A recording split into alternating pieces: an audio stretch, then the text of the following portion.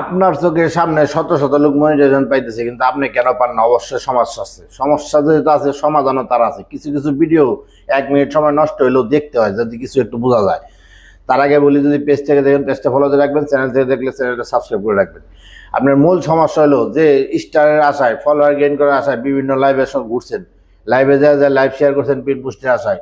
এই লাইভ যে শেয়ার করছেন, যে অ্যাডমিনের লাইভ শেয়ার করছেন, ওই অ্যাডমিনের পেজ থেকে 28 দিন পর অটোমেটিকলি তার লাইভ রিমুভ হয়ে গেছে।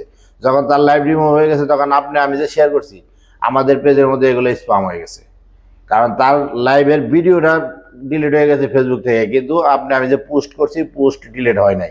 এগুলো সব স্পাম হইতে হইতে আপনার পেজ, আমার পেজ হ্যাং হয়ে গেছে, ভারী হয়ে গেছে, যে কারণে ফেসবুক বুঝতেছে আপনি অনেক ইন্ডিভিজুয়ালি, যে কারণে আপনি গ্রো করতেছেন না। গ্রো না হলে আপনি কীভাবে মনিটাইজেশন পাবেন? ফেসবুকের অ্যালগরিদম যদি আপনি নাই চিনে, যদি আপনার সাথে 2-1 সপ্তাহে যোগাযোগ নাই করে, তাহলে আপনি কীভাবে আপনার এসে মনিটাইজেশন দিবে?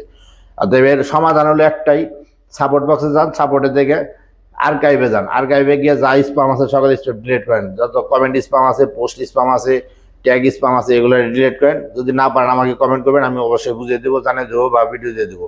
আশা করি ভালো লাগবে। যদি ভালো লাগে ভিডিওটা শেয়ার করে দেবেন এবং পাশে থাকবেন। আল্লাহ হাফেজ।